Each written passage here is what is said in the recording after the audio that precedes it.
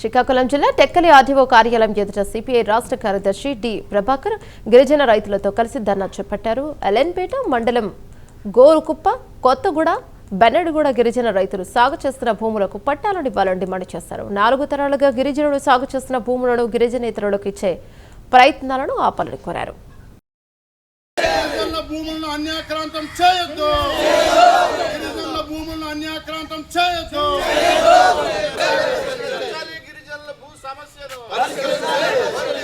భారత communist party గిరిజనుల భూములకు గిరిజనులకే, గిరిజనుల భూములను గిరిజనులకే, గిరిజనుల భూముప్ప, కొత్తగూడ, బెన్నెడుగూడ గిరిజన రైతులకు న్యాయం చేయాలి.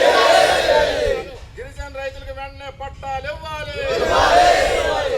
మా గోల్కుప్ప, ఎలన్పేట పరిధిలో ఉన్నటువంటి భూములు కూడా మేము చాలా ఉన్నాయి. ఈ భూములు మేము ఖచ్చితంగా పరిష్కరించాలి. లేదంటే వీటన్నిటి మేము ఒకే ఐక్యతతో వెళ్ళి ప్రభుత్వాన్ని తెలియజేస్తాం. మా యొక్క సమస్యలను పరిష్కరించాలి. లేదంటే మాకు వస్తున్న అవకాశాన్ని హోటక్తో ప్రభుత్వానికి కూడా బుద్ధి చెప్పే పరిస్థితి వస్తుందని ఈ ప్రభుత్వానికి తెలియజేస్తూ, అధికారులకు కూడా తెలియజేస్తూ ఉన్నాం. థ్యాంక్ యూ అండి. కూటమి ప్రభుత్వం గొప్పలు చెప్పుకుంటా ఉంది. ఇక్కడ వ్యవసాయ శాఖ మంత్రి గారు దగ్గరలోనే ఉన్నారు, ఆయన సొంత నియోజకవర్గం. మరి పక్కనే గిరిజనులు 80 ఏళ్ళ నుంచి 100 ఏళ్ళ నుంచి సాగు చేసుకుంటూ ఉంటే వాళ్ళది రాజకీయ నేపథ్యం ఉన్న కుటుంబం. మరి ఇప్పటిదాకా గిరిజనులకి పట్టాలు ఎందుకు ఇవ్వలేదో మాకు తెలియదు. కానీ తక్షణం వ్యవసాయ శాఖ మంత్రి జోక్యం చేసుకోవాలి. అచ్చెన్నాయుడు గారు జోక్యం చేసుకొని అక్కడ ఉన్న సాగులో ఉన్న గిరిజనులకి తక్షణం పట్టాలు ఇప్పించాలని చెప్పేసి కమ్యూనిస్ట్ పార్టీ కోరుతా ఉన్నాం. మొదటి దఫాగా మా నాయకులు జిల్లా కమ్యూనిస్ట్ పార్టీ కార్యదర్శి వెంకటరమణ గారు, శ్రీనివాస్ గారు వీళ్ళంతా ఎంఆర్ఓ గారి దగ్గరికి వెళ్ళారు. ఎంఆర్ఓ గారు ఏమో ఆర్డీఓ గారి దృష్టిలో పెట్టమన్నారు. ఇవాళ ఆర్డీఓ గారి దృష్టిలో పెట్టడానికి వచ్చాం. లేకపోతే రేపు భవిష్యత్తులో ఈ పోరాటాన్ని మరింత ఉధృతం చేస్తామని చెప్పేసి అధికారుల్ని, ప్రభుత్వాన్ని హెచ్చరిస్తూ ఉన్నాం. అందరికీ నమస్కారం. డేగా ప్రభాకర్, సిపిఐ రాష్ట్ర కార్యదర్శి వర్గ సభ్యులు. ఇవాళ టెక్కలి ఆర్డీఓ కార్యాలయం దగ్గర ఎల్లన్పేట, బెన్నెడుగూడ, కొత్తగూడ, గోలుకుప్ప ఈ గిరిజన గ్రామాలకు సంబంధించిన సమస్య మీద భారత కమ్యూనిస్ట్ పార్టీ ఆధ్వర్యంలో ధర్నా జరుగుతూ ఉంది. ఎందుకంటే వీళ్ళు ఒక 4 తరాలకు ముందు ఆ కొండల్లో, గుట్టల్లో ఉన్న అడవిని బాగు చేసుకొని భూమిని సదును చేసి వీళ్ళ తాతల తండ్రుల దగ్గర నుంచి సాగు చేసుకుంటూ ఉన్నారు.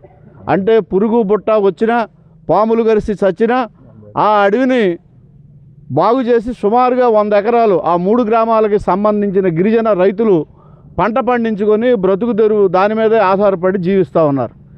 ఈ బ్యాక్గ్రౌండ్లో ఇవాళ కూటమి ప్రభుత్వం 99 పైసలకి ఎకరం ఇస్తుంది. దానికేమో పారిశ్రామిక ప్రగతి కోసం మేము ఇస్తున్నామని పేరు పెడతా ఉంది.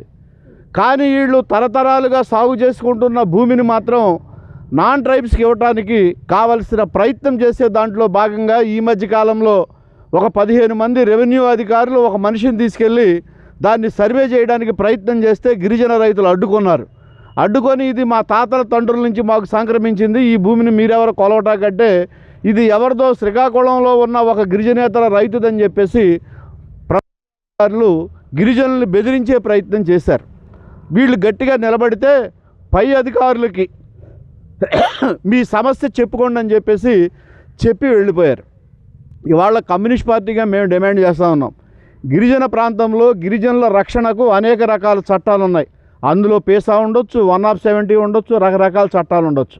ఇన్ని చట్టాలు ఉండగా అసలు 80 ఏళ్ళు 100 ఏళ్ల నుంచి ఆ భూమిని సాగు చేసుకుంటే గిరిజనులకు పట్టాలు ఇవ్వకపోవటమే ప్రభుత్వాల యొక్క దౌర్భాగ్యం అని చెప్పేసి కమ్యూనిస్ట్ పార్టీ భావిస్తూ ఉంది.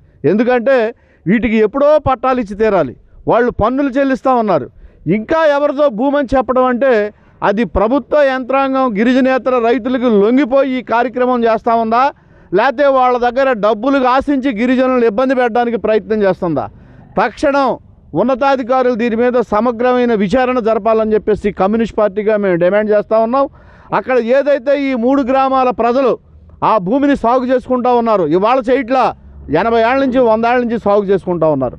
తక్షణం సర్వే చేసి ఎవరి భూమి వాళ్ళకి పట్టాలు ఇవ్వడానికి కావాల్సిన ప్రయత్నం చేయమని చెప్పేసి కమ్యూనిస్ట్ పార్టీ డిమాండ్ చేస్తూ ఉంది.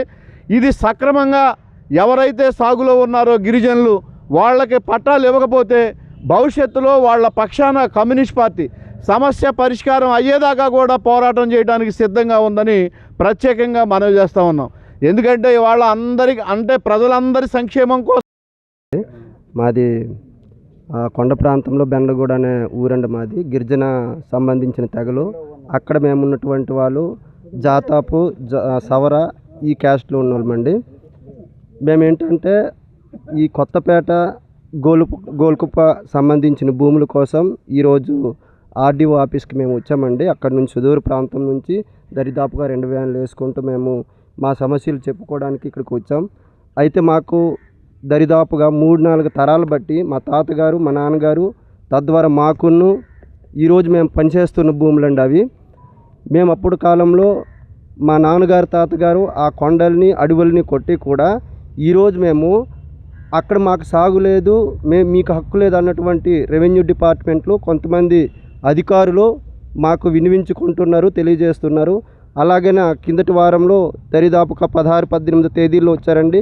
వాళ్ళు దరిదాపుగా ఒక 20 మంది దాకా సిబ్బంది వచ్చి వాళ్ళు మమ్మల్ని భయభ్రాంతులు చేసినట్టు, వారు మీకు ఈ సాగులు ఉన్నటువంటి వారు హక్కు లేదు, మేము దీనికి సంబంధించిన వాళ్ళు ఉన్నారు, దానికి సంబంధించిన డాక్యుమెంట్స్ ఉన్నాయి అన్నట్టుగా వారు మాట్లాడుతూ ఉన్నారు.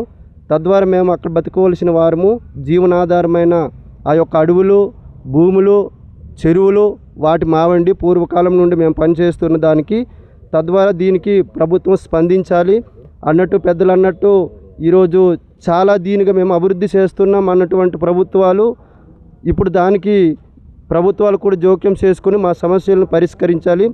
దాదాపుగా ఆనాడు ఎన్టీ రామారావు ప్రభుత్వం రాష్ట్రాన్ని పాలించి నుండి దరిదాపుగా ఈ రోజుకి దరిదాపుగా 14-15 మంది ముఖ్యమంత్రులు మారినప్పటికీ 50-60 సంవత్సరాలు గడుస్తున్నప్పటికీ సాగు హక్కు పొజిషన్ అనేది మాకు ఇవ్వలేదు. ప్రభుత్వాలు ఏం చేస్తున్నాయి, లేకపోతే ఇదే రెవెన్యూ అధికారులు మాకు ఏం చేస్తున్నాయి, కొన్ని చట్టాలు ఉన్నాయి, ఈసా లాంటివి ఇలాంటివి ఉన్నాయండి. కానీ మమ్మల్ని ఆ యొక్క చట్టాలు ఈ యొక్క గిరిజనులకు తెలియకుండా కొంతమంది అధికారులు పెత్తందారులతో కలిసి చేస్తున్న కుట్రలు ఇవి. కాబట్టి మేము ఈరోజు కార్యాలయం వద్దకు వచ్చి తెలియజేస్తున్నాం, దీంతో పరిష్కరించాలి, లేదంటే మేము మళ్ళీ పై అధికారులకు వెళ్తాం, లేదంటేనే మళ్ళీ దానిపైకి వెళ్తాం. మేము దేనికైనా సిద్ధపడతామండి. మాతోటి యొక్క ఈ కమ్యూనిస్టు పార్టీ సపోర్ట్ చేసినందుకు చాలా సంతోషం. తద్వారా